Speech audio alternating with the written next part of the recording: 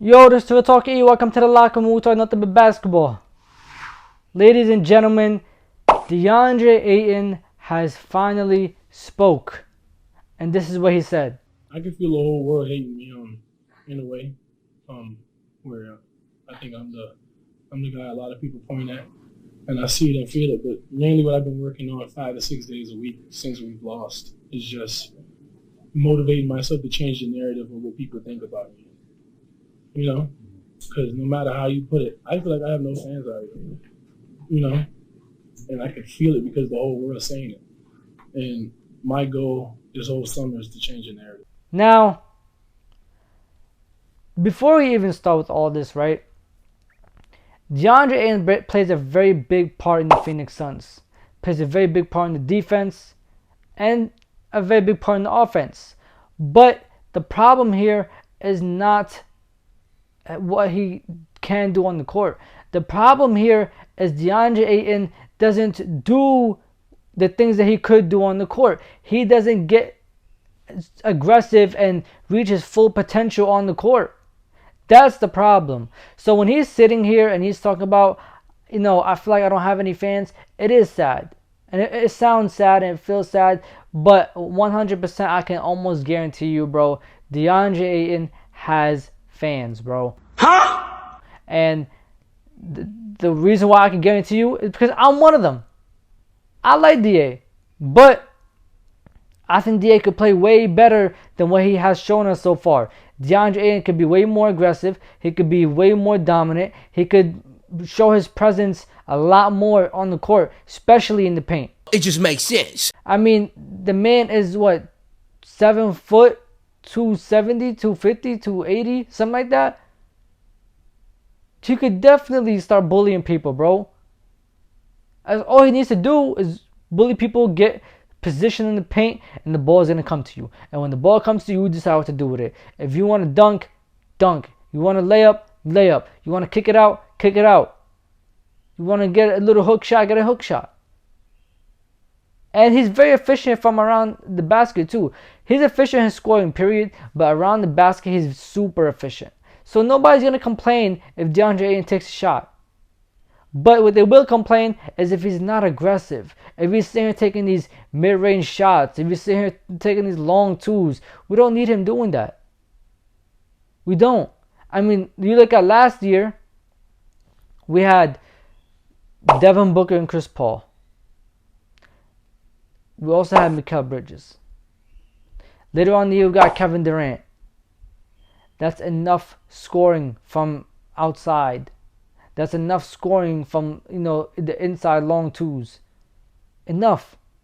We need somebody to get deep into the paint and draw fouls. We need somebody to put the pressure on the defense.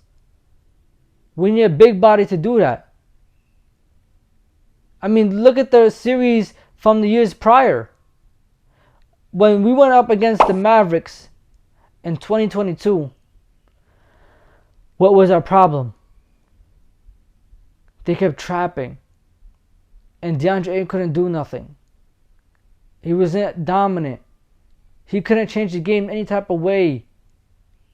Not defensively, not offensively. Now, the Suns did quit on him. I'm not going to lie to you. That series, they did quit on him and they did kind of blame him for everything. When in reality, it was a team problem. The whole team didn't play great. Especially that Game 7 is not DeAndre Ayton thing. I mean, everybody has to do their part to a certain extent. Obviously, he needed to be dominant. He needed to put pressure on a team that already does not play defense and is, completely heavy on die by the three and live by the three. So for him not only be the anchor of the defense that game, but to also not be anything on the offense was kind of sad. But they did quit on him. And then we go to this year, 2023.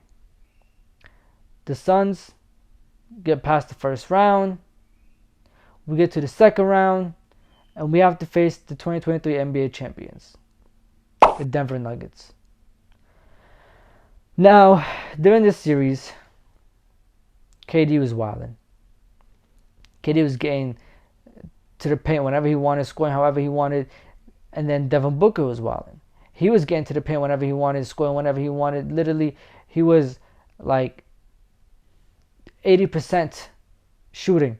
He missed 4 shots in 2 games. Huh? So our problem wasn't even scoring. Our problem was a dominant presence on the court. Deandre Ayton needs to get this thing out of his head. The idea of I need to score to be effective on the court needs to get out of his head. It needs to. He's no longer playing with Devin Booker by himself. It's no longer just DA, Devin Booker, and a bunch of role players. It's no longer that. He has multiple stars next to him. The last couple of years, he's had multiple stars next to him. He needs to play better. Whether you're scoring that night or not, you need your head in the game. You need your body to be in the right spots. You need to beat guys to their position. You need to get there and bully somebody like a Jokic, like a Giannis, like an Embiid. Even if you can't, be there. Put your body onto them. The defense needs to feel you. And when they come down the other end, they still got to feel you. When they go home that night, they got to be banged up, whether they won or lost. You got these guys now who are winning championships. They're big guys. They're power forwards. They're centers. You need to be there. You got to be the one guarding them. Now, I don't think he could stop any of those guys. I don't think Giannis will ever be stopped by Deandre Ayton. I don't think Deandre Ayton will ever stop Jokic. I don't think he could stop Embiid. But if he bangs them up enough, he'll wear them out. They will have a bad quarter, which can give the team, which is the Phoenix Suns in this case, enough time to at least create some type of separation, to take some type of momentum, to possibly even take the heart and soul out of these other teams. You just have to wear them out, bang them. That's all you got to do. And it's not like we need you for offense. I mean, yes, you are very, very, useful in offense. And yes, you are a piece of offensive, scheme. But most of your job is to try to wear them out, play defense, bang them. Pause. And then you got, Devin Booker in them, Kevin Durant, and this year, Bradley Beal. They can handle the scoring. That's enough. You didn't like Chris Paul? Fine. Got him up out of there. He's out. He's out. No complaining now. No complaints whatsoever. And you're definitely probably going to get the ball way less now that he's gone. You have 3 prolific scorers on the team. Kevin Durant is a walking bucket. Devin Booker is a walking bucket. Bradley Beal is a walking bucket. You're probably not even going to touch the ball some nights. Some nights you'll be lucky if you get 8 touches. Which I don't agree with, but that's the truth. You need to find a way to keep your head in the game, even if it's hard. Even if you're not scoring. Even if you're not passing. Even if it's a hard game. Keep your head in the game. Try to draw fouls. Please, bro. You're the only person that could give this team some type of diversity within the offense and defense. The only person. You look at the same 3 guys I've been naming this whole time. Kevin Durant, Devin Booker, Bradley Beal. They all do the same thing. They all do the same thing. They just might be better than each other at certain things, but they all do the same thing. None of them can draw fouls. Kevin Durant showed us he can if he wants to, but that's not his game. His game is a finesse game. Booker, same thing. Beal, same thing. We need you, bro. You're the only one that could use your body, draw fouls, get physical. And I like the fact that he's not only taking accountability, but he's also saying, I've been working 5-6 days a week this whole summer. It's not even training camp yet, bro. And he's been working 5-6 days a week trying to get it together. He's not laughing. He's not joking. He's not the same old Deandre Ayton that we used to see laughing, joking, haha, kiki. No, he's taking it serious. He finally is realizing that the world wants him to show something. He's finally realizing that the world is putting him on a pedestal. The world is basically almost counting him out in a way. He needs to show them that he's still available, he's still able to play in the NBA. He needs to show them that he can be a top 5 center, like how everybody was naming him to be in 2021. He needs to show the world that. And I like this attitude from him. There was no joking. There was no laughing. This is serious. This is somebody who sounds like he's understanding the league now. He's maturing. He's dedicated. He's ready.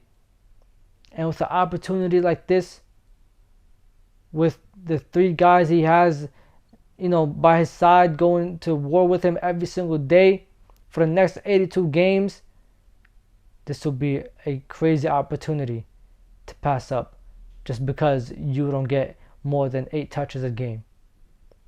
Crazy opportunity. The team believes in you now. Show us that you deserve our trust as a team, as players, and as fans. But anyways, y'all, it's enough of me rambling, chatting. It's time for you to let me know. Chat down below. Like, comment, subscribe, and share. This is Real Talk with Ian. It's time to leave the locker room. I'm going to catch y'all. Safety, my hearts. Irving puts it up. It's good. Kyrie Irving from downtown. The officials have to review it. And the Lakers win the game. Banks it in. He banks in the 3 to win it. Good.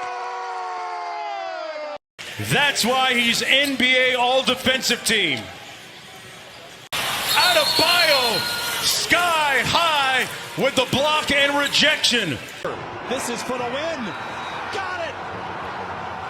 Wow.